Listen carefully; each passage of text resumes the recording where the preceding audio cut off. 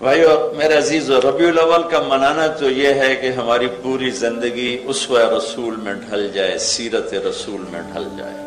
باقی تو ہماری رواجی چیزیں ہیں، رسمی چیزیں ہیں، ان کا ہونا نہ ہونا اتنا ضروری نہیں ہے جتنا زندگی کا ڈھلنا ضروری ہے، جس پر جنت اور جہنم کا فیصلہ ہونے والا ہے۔ اور صرف ایک ہستی ہے جن کا علم کامل ہے اور جن کی زندگی انتہائی مکمل ہے۔ علم حاصل کرنے کا راستہ ہے آنکھیں، کان، سب سے بڑا راستہ یہ دو ہے، آنکھیں اور کان۔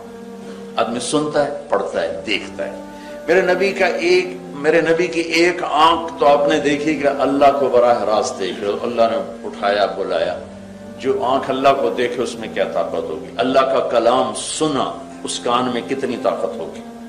اللہ نے ہمیں بہت بڑے نصیب سے نوازا کہ ہمیں آخری رسول کا امتی بنا دیا، جناب رسول اللہ صلی اللہ تعالی علیہ وسلم کا امتی بنا دیا۔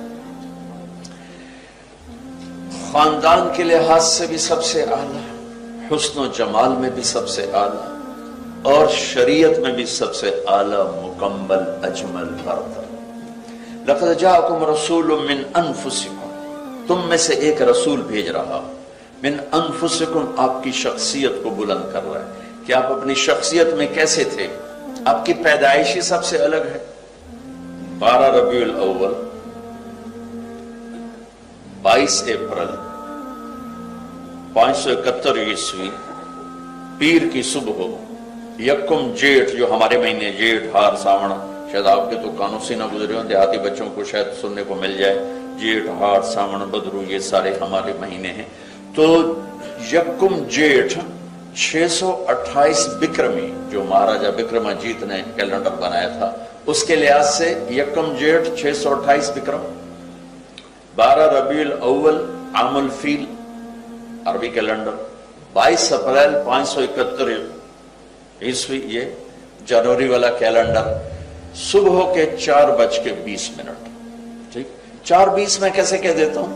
اس زمانے میں تو گھڑی کوئی نہیں، میں نے مکہ میں 22 اپریل کی صبح صادق کا ٹائم دیکھا تو 4:20، تو لہٰذا میں نے اس کو ایڈ کر دیا 4:20۔ بچہ پیدا ہوتا ہے، اس کے ساتھ بہت سے لوازم ہوتے ہیں، بہت سی گندگی ماں کے پیٹ سے نکلتی ہے۔ آپ کی دائی ہے شفا بنت اسد، یہ حضرت عبد الرحمن بن عوف کی والدہ ہے۔ انہوں نے ہاتھوں میں لیا ہے، جب آپ دنیا میں تشریف لا رہے ہیں تو آپ کے ماں کے پیٹ سے نکلتے ہی پورے کمرے میں خوشبو پھیل گئی۔ خوشبو تو نہیں پھیلتی بچے کے آنے سے، اور روشنی پھیل گئی، روشنی بھی نہیں پھیلتی بچوں کی آمد سے، اور آپ کے جسم پر ماں کے پیٹ کے گندگی کا ایک ذرہ نہیں تھا، پاک صاف دھلے ہوئے باہر آئے۔ پھر بچے کا یہ جو ناف ہے یہ ماں کی آنت کے ساتھ جڑا ہوتا ہے، تو میرے نبی جب ماں کے پیٹ سے باہر آئے تو آپ کا جو ناف تھا وہ ماں کے پیٹ میں ہی آنت کو کاٹ کے اللہ نے باہر بھیجا، باہر آ کے آنت کو کاٹنا نہیں پڑا۔ تیسری بات، بچہ جو ہوتا ہے اس کا ختنہ ہوتا ہے باہر، میرے نبی ماں کے پیٹ سے ختنہ کروا کے تشریف لائے، آپ کا ختنہ نہیں ہوا، آپ مختوناً، ختنے کے ساتھ مقطوع السرہ، ناف کٹوا کے آپ باہر تشریف لائے، پاک صاف دھلے ہوئے آئے۔ لہٰذا وہ دائی آپ کو دیکھ کے حیران ہو رہی ہے، بچہ کیسا ہے؟ کمرے میں خوشبو ہے، روشنی ہے، اور بچہ دھلا دھلایا، ایک ذرہ کسی گندگی کا نہیں ہے۔ لہٰذا وہ لے کر یوں اللہ کے نبی کو ماں کے پہلو میں لٹا دیا، حضرت آمنہ کے پہلو میں لٹا دیا۔ تو اب میرے نبی نے کیا کیا؟ یہ معصوم بچہ جو خود ہل بھی نہیں سکتا، لیکن آپ نے پوری طاقت سے کروٹ بدلی اور ہاتھ یہاں رکھے اور سجدے میں سر رکھ لیا،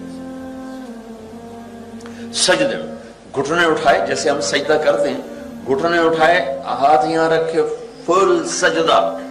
آتے ہی اعلان کیا کہ اللہ کے سامنے جھکانے آیا اور نماز لے کے آؤں گا، چھوڑ نہ دینا۔ اور دنیا سے جاتے وقت بھی فرمایا، الصلاۃ الصلاۃ، میری امت نماز نہ چھوڑنا، نماز نہ چھوڑنا، نماز نہ چھوڑنا۔